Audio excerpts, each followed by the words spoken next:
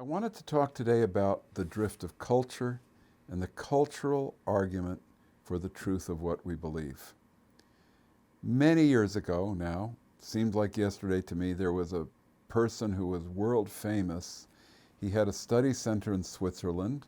His name was Dr. Francis Schaeffer, and he was very famous for something called cultural apologetics, where he showed that if we embrace other worldviews that were contemporary, the existential atheist worldview or the materialist scientific worldview, they would ultimately lead to less fulfilling lives. What he said was the mannishness of man rebels against these worldviews that are not fulfilling worldviews like the biblical worldview. And although we have many of these worldviews today that are dominant in the Western world, and we're going to speak about a few of them, I want to just mention some of them and give a biblical response to them. But I want to go back to the origins of some of the issues of Western culture. You know, the biblical worldview is a worldview that arises out of a national experience with God. Everything is seen through that experience with God, and the scriptures record that experience of God, God's interventions in this world in a miraculous way, not only to show himself through mighty events, but also to give speech through prophets and to interpret those events. This continues from Genesis straight through to Revelation, so that we are to see through the personalism of a personal God who created the heavens and the earth and reveals himself, breaks through this world and shows himself and gives us an understanding through his own speech and his own writing, that is, it's written down, so that we live through this and everything is founded on that basis and we see through it. But from the very beginnings of modern history, not modern history, of post-Yeshua history, going back to the first century, and even before that, we're dealing with an approach to the world that comes from the Greeks. Now, there was a lot in the Greeks that was good, but the Greeks gave us a few directions that became very dominant in the Western world. And I don't have time to talk all about Plato and Aristotle, but I want you to understand this basic one. And that is that the Greeks became enamored, some of them, of the mathematical structure of reality. We can think of Pythagoras, who was a philosopher, in the Pythagorean theorem. And the idea of these Greeks was that the basic nature of existence is mathematical, and the highest truth is mathematical. The later Plato became mathematical. So, in the Middle Ages, when Plato was rediscovered in the ancient manuscripts, and we're talking about, the 10th, 11th century, and then Aristotle after that, but more the Platonists, this idea of the mathematical foundation for understanding reality became very, very big in the Western world. And you will not find this in a Hebraic mindset. The Hebraic mindset is not primarily a mathematical worldview, it's primarily a personalistic worldview. And so the idea is that the really real way to understand the world is by mathematics. And the Platonist, he's understanding mathematics, not in terms of measuring the world, he's understanding the height of mysticism in abstract mathematics. With the Aristotelian emphasis, you get the idea of measurement, but then it's funny, it's combined with the idea that God created the world, and if God created the world is stable, and we can study the world, and we can understand the world through science. And what science is it's an understanding of the world through measurement.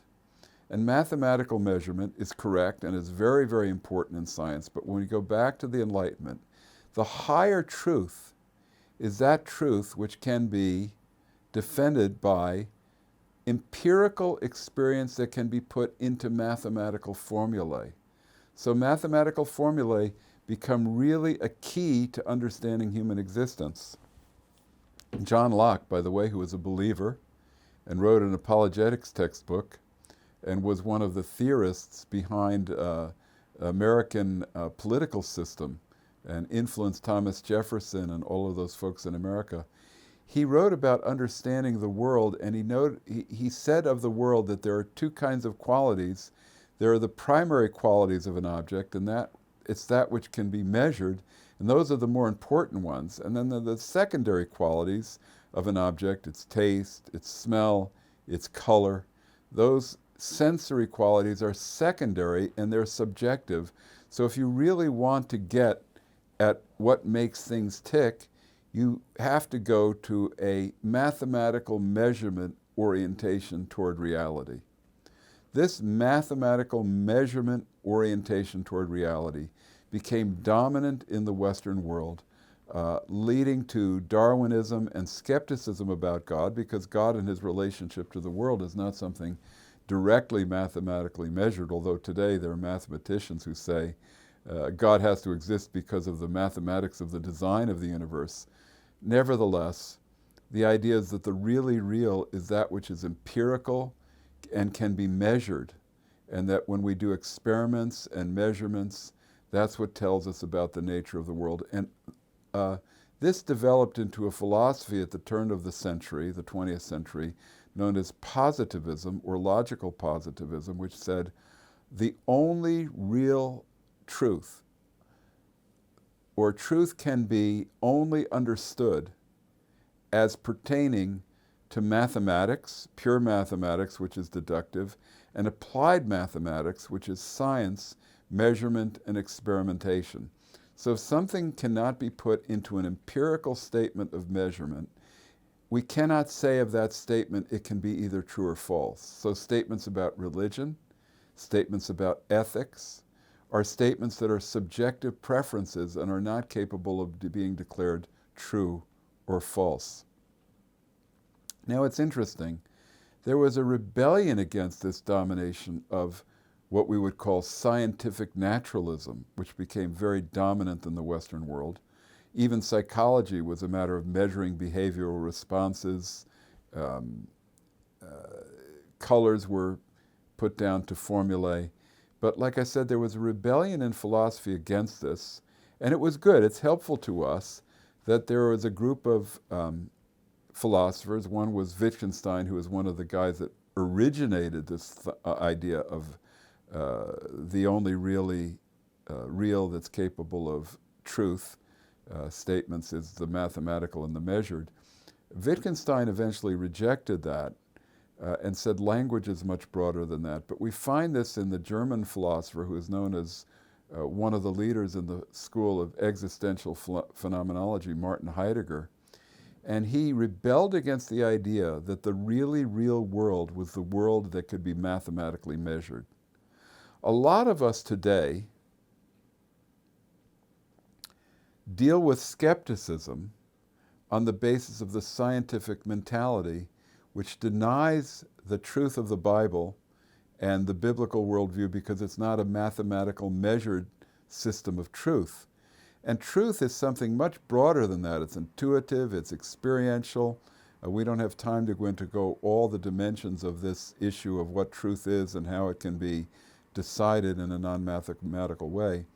But what Heidegger said in his book, Being and Time, is that this domination of mathematical and measurement is dehumanizing and wrong, and we know it's wrong because when a person asserts this is the only nature of something, he's sawing off the limb on which he sits, because the color red is our experience of red, and in intersubjectivity we believe we are all experiencing this color red in a similar way. It's a faith thing, but it's not the wavelengths per second that can be measured, and you wouldn't know which colors to measure unless you had an experience of color that you believed in before you did the measurement. How do you know whether a wavelength is red or whether it's blue or whether it's yellow unless you're taking as a primary reality those colors?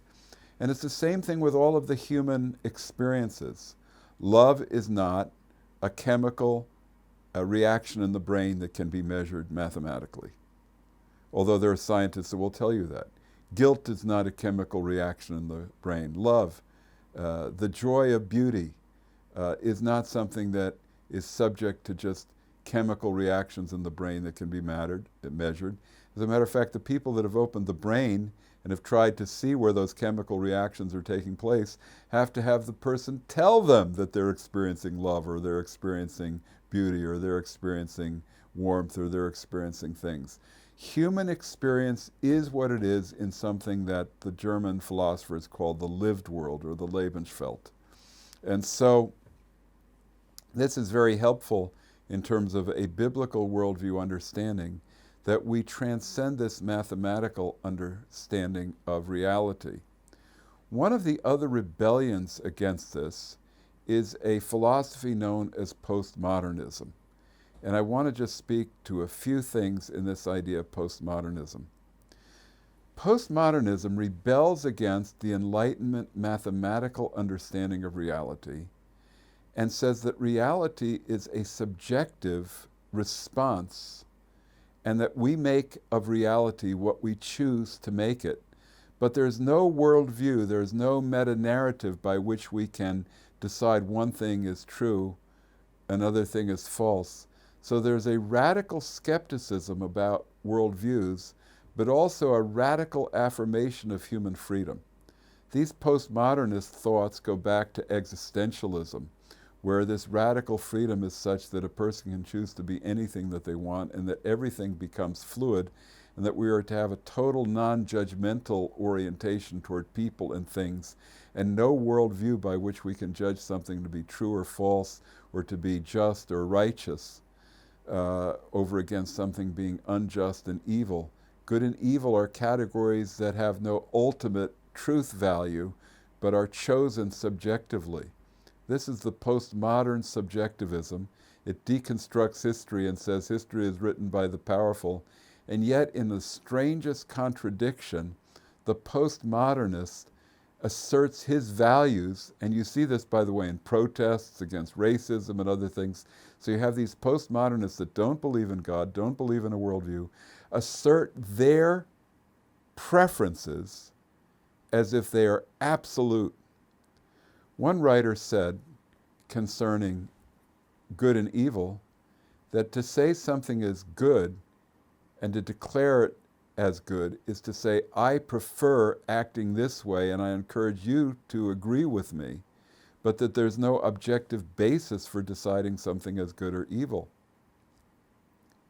And yet, aren't we amazed to find out today in the protests that we're undergoing as we make this particular presentation, that the people involved in these protests who are postmodernist, anarchist, Marxist, absolutely assert their truth and their view of the world as something to which everyone else has to conform.